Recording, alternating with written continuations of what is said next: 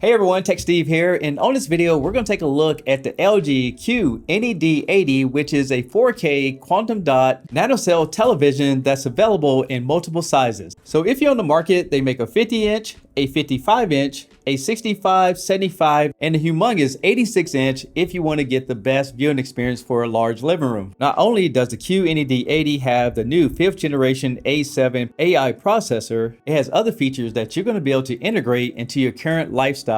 For example, it has built-in Google, has built-in Alexa. It also supports Apple AirPlay and HomeKit for people who are using iPhones or iPads. When watching 4K content, this TV has a beautiful picture. It uses edge-lit technology as far as the backlights. It also has local dimming and it has over 1 billion colors, but I will tell you that it's not perfect. I really like the bezels on this television. They're thin around the edges. At the bottom of it, you can find the QNED logo. Plus, the feet were very easy to mount on with just 2 screws.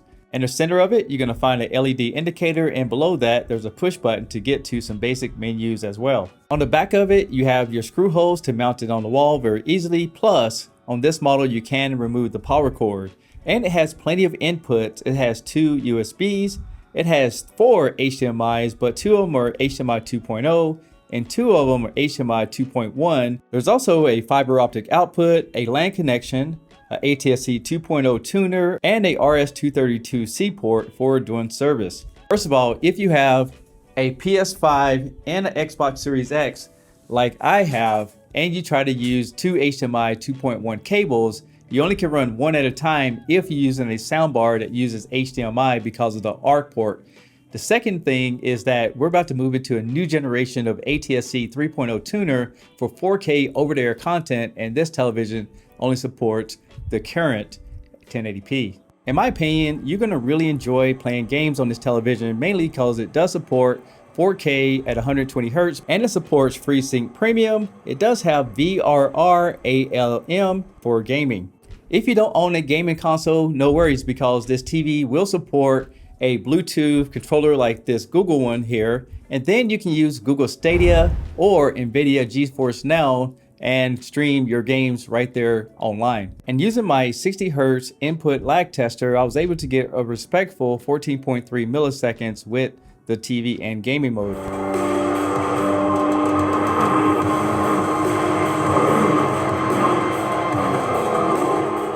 And just in case you wondered, this TV does not support Dolby Vision, as you can see right here. Now let's check and see how good the panel actually performs under a microscope.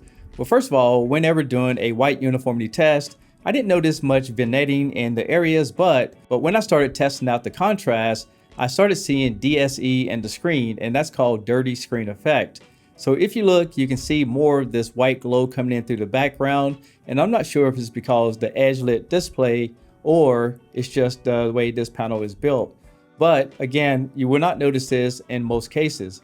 Also, I want to check out the motion, and if you look at the top line, everything was smooth. So it's going to be great whenever watching movies and sporting events or anything that has fast action on it. And when it comes to blooming, this TV is doing a really good job. I don't see any kind of halo effects or anything around the logos, but keep in mind the 50-inch that I'm using on this video is a VA panel, so I'm not sure what's going to happen if you get the IPS model. And I want to do one additional contrast test before we wrap this up. And one thing I noticed is that no matter what setting I put the television on, and this is the case for a lot of TVs, you cannot get those white levels to show grayscale. So now I'm going to show you guys the viewing angle. This is looking at the TV right in front of it, and as we move over to the side, you can see that it's losing its color, and that's because this is a VA panel. Now, when you watch a review like this, keep in mind that this is a recording, so looking at the actual television, I don't notice some of these things as bad as you do on camera. So I will tell you that this TV looks great. And at the end of this video, I will do a montage to show you some more pictures on it. Another thing about LG television is they have a feature called AI Intelligence. So you can set the TV up to automatically adjust itself on any picture profile to automatically adjust itself to the room as well as the lighting. So that's going to be a great feature for people who don't want to get into calibrations or anything like that. Now let's talk about audio. First of all, this QNED 80 has a 20 watt amplifier, and that's 10 watts by 2. And overall, I will tell you that LG television sounds really good. In fact, you can go into the settings and use the LG remote control to program the room calibration with the microphone. So with that being said, let's take a listen to the speakers.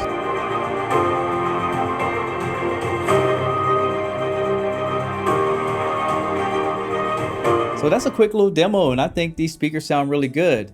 Now, last thing we'll talk about is the remote control. This is called a Magic remote control. And the reason they call it Magic is when you point it on the screen, you can actually control and press on everything like a mouse. It has features like a number pad on top, which kind of bulky nowadays. Plus you have your home button, as well as a navigation in the center. There's also some hotkeys at the bottom for Netflix, Amazon Prime Video, Disney Plus, LG channels, as well as your Google and Alexa buttons at the bottom. A few other things I want to tell you guys about is that this television does have sports mode, has LG channels. You also can link it into your phone and listen to your music and a television directly from your smartphone with the LG application.